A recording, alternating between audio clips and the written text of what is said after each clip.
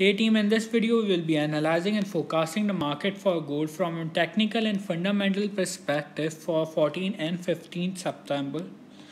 Here, as mentioned in my weekly forecast, we have highlighted an symmetrical triangle pattern being formed for the market for the gold. This was the resistance of this particular triangle.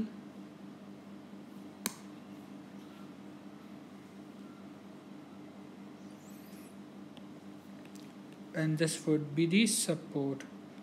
More often, we can also call this symmetrical triangle pattern and descending triangle. Let me highlight that characteristic too. As more of it isn't looking in symmetrical triangle pattern. However, it is better to call it an descending triangle. As we can see that the market has touched the support or taken the support of this particular descending channel various times. So we would be removing this support trend line.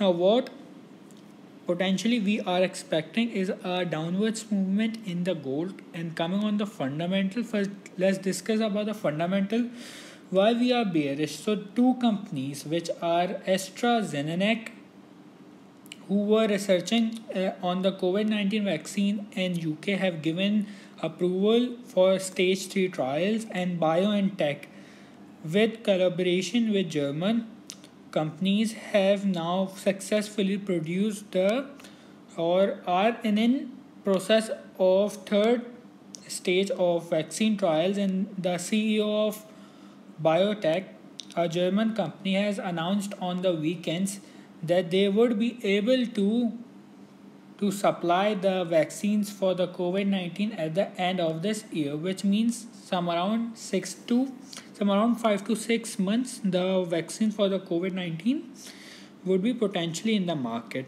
which tell us that the uncertainty due to which we have seen this high parabolic moves entering in the market from some around 1880 till some around 2017, some around of 2000 points in the gold are now too decreased, and we can expect more bearish momentum entering in the market. Now what potentially can we expect is that we would only moreover we can also observe this particular pattern too, which is an bearish pennant. Let me highlight that too.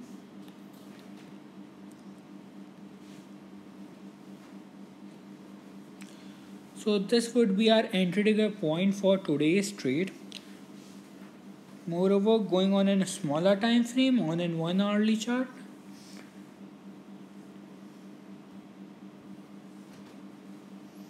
here what we can see a bearish pennant on an higher time frame on some around one day on 4 hourly. However, on 1 hourly, here we can clearly see that the market is potentially making a symmetrical triangle pattern from some around 1953 till some around 1940. Now what our traders should do potentially is that we would be waiting for the market to either break through upwards or to break down upwards, or market break through the support and continue its bearish momentum, which we can see. Moreover, if we go on 15 minutes chart from an hourly chart, here we can spot an descending channel being created by the market. Let me highlight this channel too. This would be a great opportunities for the traders who scalp, and in half an hour the New York exchange would be open, and we can see an momentum entering in the market, which could be either bullish or bearish. Thus here we can spot a descending channel being made by the market. Some around 1951 market did take the resistance, then some around 1946 the market did take in support, then some around 1948 the second touch towards the resistance, then some around 1943 touch towards the support, then some around 1946 touch towards the resistance, and the market did continue within this particular range. Now going on a 4-hourly chart for the entry trigger points of where we should trade. However, it's better to go in 1-hourly chart. Now let me remove my drawings. Going back to the charts here, what we can potentially do is that we can go for a long position on and break through this resistance zone or this minor resistance zone. Let me highlight this particular resistance zone. This would be this particular resistance zone, and this would be the particular support. Now why or where we should go long is that we would go only and only long when we did see that the market break through this particular resistance zone, and we would wait for the market to retest towards this resistance zone. If the market did hold the price, then we can potentially go for a long position with our stop losses would be placed some around 1945 with our take profit or first take profit of some around 1953. This trade will give an extra reward of approx 1:1.5, and our second take profit would be hit some around would be placed some around 1957. This would be our this trade will give an extra reward of approx 1:1.3. Now coming on the bearish scenario, which we are more likely to be seen in the market, is a break through this minus support trend line. Market closing below some around 1938 till some around 1935 would be a trigger to opt for a sale position for the market. We being an aggressive trader, we can directly go for a sale position. However, me would be waiting for the market to retest towards this particular support zone, taking a support, turning this support zone into the resistance zone where we would opt for a sale position.